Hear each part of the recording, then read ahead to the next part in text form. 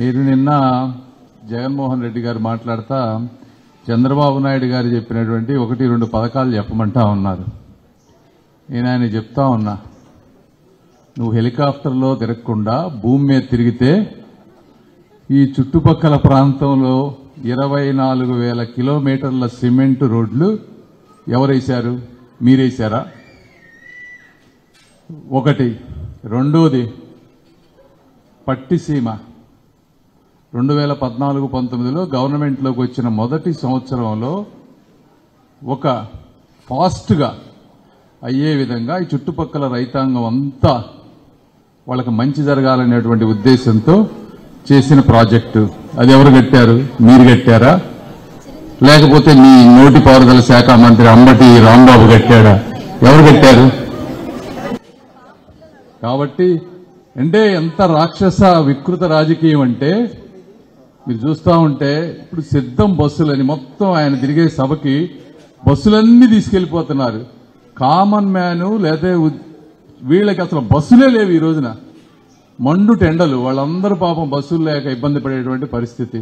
శవ రాజకీయాలు, ముసలా వాళ్ళందరూ పింఛన్లు లేక ఇట్లాంటి వికృత రాజకీయం చేస్తున్నటువంటి జగన్మోహన్ రెడ్డి గారిని ఈ చుట్టుపక్కల మీరందరూ కూడా కష్టపడి ఈ చుట్టుపక్కల ఆయన లేకుండా చేయాలని మనస్ఫూర్తిగా కోరు. నేను మాట్లాడాలంటే 1 గంట మాట్లాడతాను, కానీ ఏమనుకోవద్దు, 2 ముక్కలు మాట్లాడమన్నారు కాబట్టి.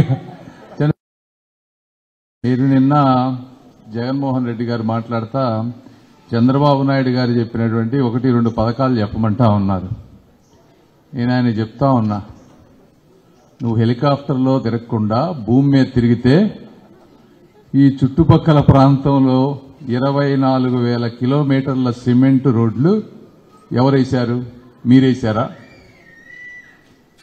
ఒకటి. రెండోది, పట్టిసీమ 2014-19లో గవర్నమెంట్లోకి వచ్చిన మొదటి సంవత్సరంలో ఒక ఫాస్ట్గా అయ్యే విధంగా ఈ చుట్టుపక్కల రైతాంగం అంతా వాళ్ళకి మంచి జరగాలనేటువంటి ఉద్దేశంతో చేసిన ప్రాజెక్టు. అది ఎవరు కట్టారు? మీరు కట్టారా? లేకపోతే మీ నీటిపారుదల శాఖ మంత్రి అంబటి రాంబాబు కట్టాడా? ఎవరు కట్టారు?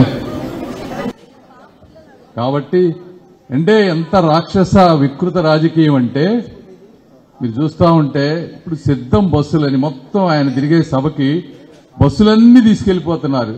కామన్ మ్యాను లేదా వీళ్ళకి అసలు బస్సులే లేవు. ఈ రోజున మండు టెండలు, వాళ్ళందరూ పాపం బస్సులు లేక ఇబ్బంది పడేటువంటి పరిస్థితి. శవ రాజకీయాలు, ముసలా వాళ్ళందరూ పింఛన్లు లేక ఇట్లాంటి వికృత రాజకీయం చేస్తున్నటువంటి జగన్మోహన్ రెడ్డి గారిని ఈ చుట్టుపక్కల మీరందరూ కూడా కష్టపడి ఈ చుట్టుపక్కల ఆయన లేకుండా చేయాలని మనస్ఫూర్తిగా కోరు. నేను మాట్లాడాలంటే 1 గంట మాట్లాడతాను, కానీ ఏమనుకోవద్దు, 2 ముక్కలు మాట్లాడమన్నారు కాబట్టి.